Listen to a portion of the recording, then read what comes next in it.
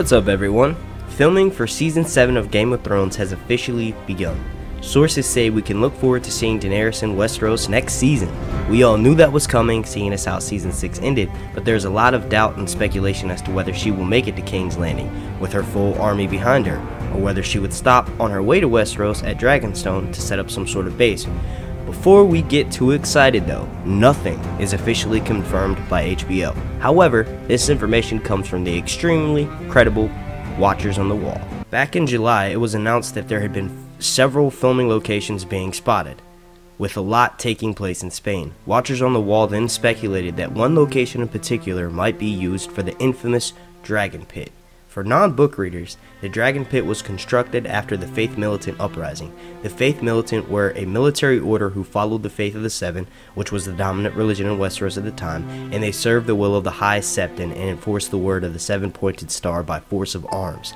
Let's just say the Faith Militant didn't like how the Targaryens were having incestuous relationships, and basically Aegon the Conqueror, arguably the most famous Targaryen, was able to placate the Faith Militant during his reign of the Seven Kingdoms. His sons, however, Aenys and Maegor, weren't so lucky in calming down the militant. 4 years into Aenys' reign, he announced the marriage of his son and daughter, at which point the Faith Militant exploded into open rebellion. The uprising spread across southern Westeros and lasted throughout the rest of Aenys' short reign, which was less than a year, and subsequently throughout Maegor's 6th year in power. Maegor the Cruel was able to end the rebellion by mounting Balerion the Black Dread and incinerating the Great Sept, which at the time housed the majority of the Faith Militant. Later, Maegor decreed that a large domed structure would be built on the ashes of the old Sept, in which Targaryens will house their dragons. Now that everyone is on the same page as to the history of the Dragon Pit, let's theorize on how this will be of importance to Season 7. As I mentioned earlier, a lot of people have speculated that Daenerys would be attacked at sea on her way to King's Landing by none other than Euron, the Last Storm Greyjoy. We met Euron during Season 6 at the Kingsmoot. In the novels, however, he is introduced a lot earlier, which is why so many people were excited to finally see his adaptation on screen, but were ultimately disappointed in how few scenes he was in. Euron is one of, if not the greatest threat to Westeros in the novels. I think the reason why they introduced his character the way they did in the show was to just give him more of a reason to assume the role of Ramsay in the sense of becoming the show's greatest or biggest antagonist. I kind of just talked in a circle, but here's what you need to take away from that. Euron is a bad motherfucker, and he is certainly a threat to Daenerys, and even the Seven Kingdoms if he gets a dragon. I just don't think it will happen the way everyone thinks. First off, I don't think Euron is dumb enough to attack someone with tons of ships, 3 dragons, and about 100,000 plus screaming lunatics. I believe the show will make him more calculating. He will wait until she has set up shop in King's Landing after she believes she is safe and that the majority of her fight is over. If the showrunners do it right, they will have Euron wait until Dany is home on the Iron Throne and has sent a large number of her forces out of King's Landing to go help her claim the rest of Westeros. Daenerys will, of course, keep thousands of troops with her in King's Landing, but this is where the Dragon Pit comes into play. Real quick, before I continue let me fantasize. Wouldn't it be awesome to see someone like Tyrion or Grey Worm ride a dragon?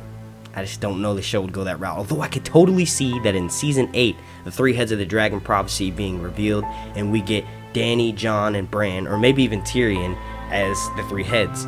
Picture this, Jon and Bran atop Rhaegal and Viserion riding into the war for Dawn with Daenerys atop Drogon flying above them in a flying V formation, fire raining down from all 3 dragons, burning every single White Walker for miles. Back to reality. I think Euron will attack Dany by sea and by land. He will likely try to barricade the dragons in the pit and send his remaining forces to try to take King's Landing via Blackwater Bay. I'm not sure of the shelf life on wildfire in the ocean, but I think Tyrion will be even madder at Cersei for wasting all the wildfire blowing up the Sept of Baelor. Speaking of Cersei, a lot of people think that she and Euron will garner an alliance. My thoughts on that are, I don't think so. But no one knows. To me, it just seems like a waste of time to make a siege on King's Landing take longer, and we don't have but 7 episodes this season. So for that alone, I don't think we will have the time to add an additional plotline like Cersei and Euron teaming up. Think of how Jon had his King in the North moment last season. Daenerys will get hers as well. Jon, of course, was killed and brought back to life before he had his moment in the sun, but hey, Daenerys has had it pretty rough as well. The loss of a child is nothing to frown upon. Overall, I've seen the show's version of events headed to this conclusion since I started watching it on TV back in season 2. But once I started listening to the books on tape, I realized that the show and the novels are just two different entities that are headed to a similar ending with just different journeys. So with that being said, we have to realize that they are two different. I like to look at the show as an iceberg on the surface showing about 6 feet that rise above the water surface. But when you pan the camera down to look below the surface, extending 300 plus feet below, that's the novels. So in short, the books go so much deeper. With that in mind, when it comes to predicting the ending scene in the novels, that's really hard, especially since we're missing 2 books. But I think the ending for the show will be something like this. I'll just save that for another video. In the meantime, you all can tell me your in-game theory down below and thumbs up the one you most agree with. Also, I want to know what you think of why Cal freaking Drogo posted pictures, Jason Momoa in real life, posted pictures of him and Dan and Dave at a bar in the UK. Jason Momoa was just spotted filming for the Justice League in London, so it wouldn't surprise me to find out that he was just catching up with some old friends and not actually going to be in some sort of like flashback scene in the show. Wait, the filming was in London, so I guess that isn't the UK. Brexit got me fucked up again. I want to thank you all so much for watching. Please, if you enjoyed this video, slap a like on it and make sure you comment down below.